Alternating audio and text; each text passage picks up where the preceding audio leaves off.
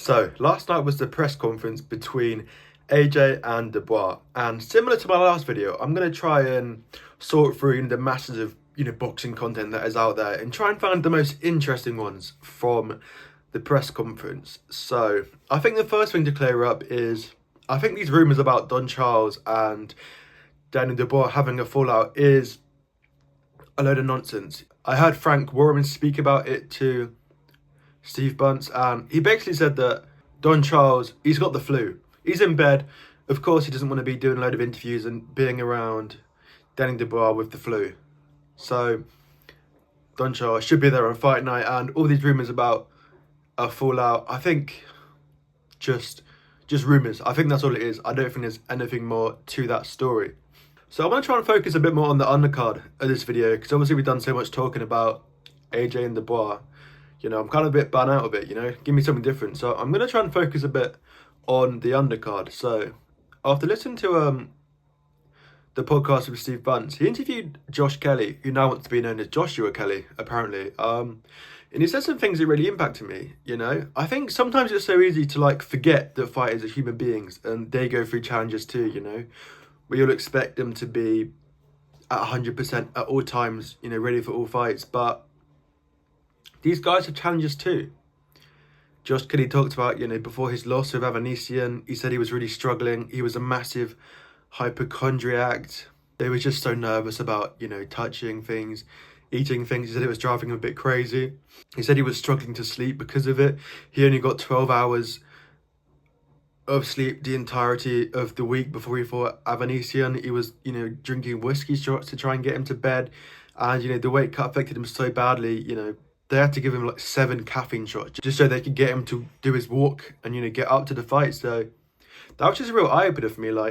You always assume that fighters are 100%, but you forget sometimes, what these guys go through and what these guys sacrifice just to, entertain us and just to give us good fights. So that was a real eye-opener for me, realising what some of these fighters, go through behind the scenes. And as much as people are quick to write them off after a loss, sometimes it's no, look behind the scenes, look at what, these guys went through and they still showed up. So, I have a lot of respect for Josh Kelly after that fight. I think for his fight with Ishmael Davis, I think I'll make Josh Kelly the favourite just because he's had a full camp. But on paper, it's a good matchup, right? They've both got, their best win is both Troy Williamson. So it should be pretty equal on paper, but I think Josh Kelly will be in better shape. But I'm assuming they have different styles, right? So that could mess with his head. You're preparing for one style, but then it's a different style. It might just mess with his head on the night. So I think that'll still be an interesting fight. And I'm really impressed they managed to get a replacement so late on. And fair play to Ishmael Davis, right? He's daring to be great. He's taking the risk. I mean, I'm sure he's getting a nice payday as well, right? But, he's risking his O. And it should be a great fight. The next thing I heard was, it was a bit sad actually. Josh Warrington said, he feels like cannon fodder for his fight against Kakachi. Sort of just there to make up the numbers. Maybe he feels like everyone just wants Kakachi to have a good knockout win for that, highlight reel. Yeah, I guess I was a bit sad hearing that, because obviously Warrington's done so much for British boxing over the years. I've only become, a boxing fan myself recently, so I wasn't around for, some of his fights against Carl Frampton. I think it was a huge underdog in that fight, right? But I remember I did watch his fight against Leigh Wood. And again, he was boxing really well up to, I can't remember, it was the 8th round or something, wasn't it? When Leigh Wood just caught him. And, he got knocked out. But, Josh Warrington is still competitive. He's still a competitive fighter, So I felt a bit bad from saying he feels like cannon fodder. But he's got the chance to prove everyone wrong, and hopefully he'll just use this, frustration he's got, feeling like cannon fodder, and use it to, fuel him as the underdog, and hopefully, get the win. What would be a massive one against Kakachi, who's coming off a huge upset win to Joe Cordina. Yeah, the next thing I found out that sort of surprised me was, I didn't realise Tyler Denny was so much of an underdog for this fight against Hamza Shiraz. I think the odds are something like 9-1. I'm not really a betting man myself, so I don't really understand the whole odds thing, but it sounds like Tyler Denny is a massive underdog. I've always seen the fight as fairly equal. Maybe that's me being a little bit naive because obviously Hamza Shiraz is so good, but I've been really impressed by Tyler Denny. You know, he's beaten quite a few undefeated fighters. One of them is Brad Pauls, who, you know, went on and beat...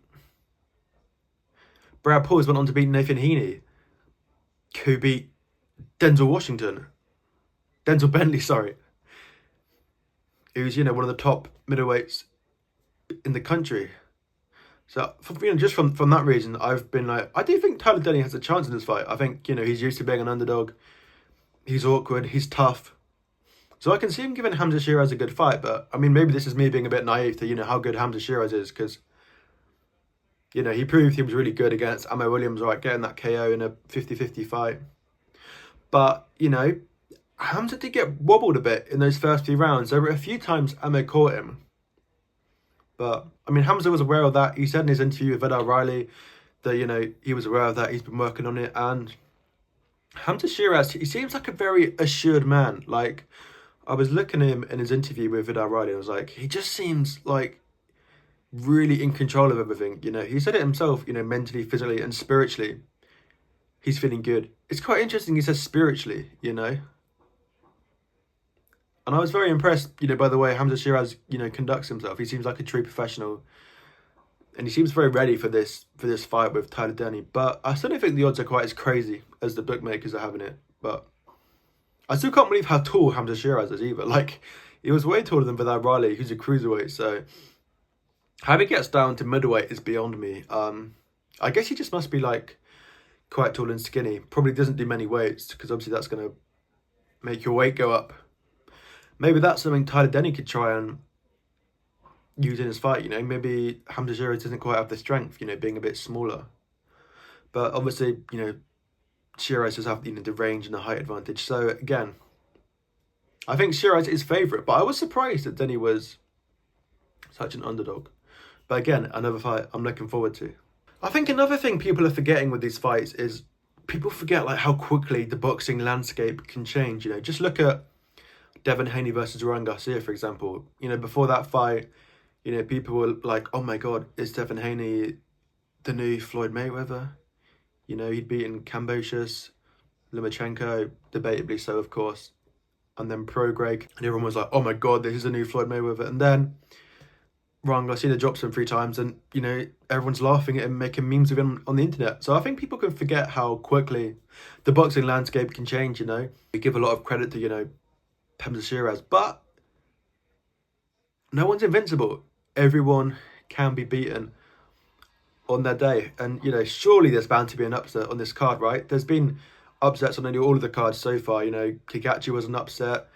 Hutchinson beating Boatsi was an upset. No, Hutchinson beating Richards was a huge upset. So what's the upset going to be on this card? Surely there's going to be one, right?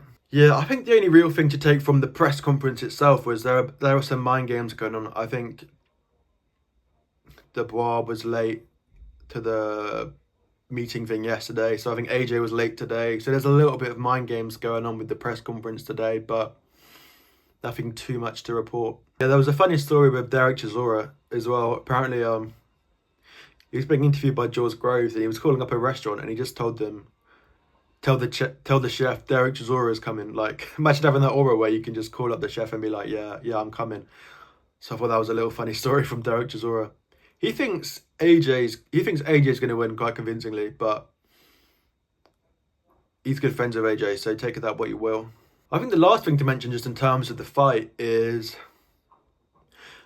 I think Dubois has a better gas tank than AJ. We've seen in the past when AJ lets his shots go and unloads, he needs a few rounds off to recover, whereas we've seen against Big Baby Miller that Dubois can just kind of keep going. He's got a really good gas tank. I remember the guys on a Pain Game were saying before his fight with Hrgovic, just a few days before, he was on the treadmill, you know, in the gym sprinting like a madman. So I think that's just another interesting point to take into the fight. Maybe Dubois has the better gas tank. As we have seen in the past, AJ has had to take rounds off when he's unleashed.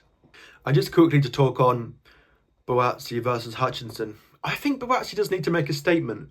You know, Boatsi's at risk of being overlooked. You know, he's been such a big name in the division for so long, but never, quite made the statement. He's beaten Richards, he's beaten Aziz, but just, I think he needs a statement win over Hutchinson just to really, tell, the boxing world that, he should be next in line for Bivol or Beterbiev, because obviously Benavidez has kind of overtaken him as the next name of the division. So I think Buatsi could do with a good statement win, but I think Hutchinson's style is a problem.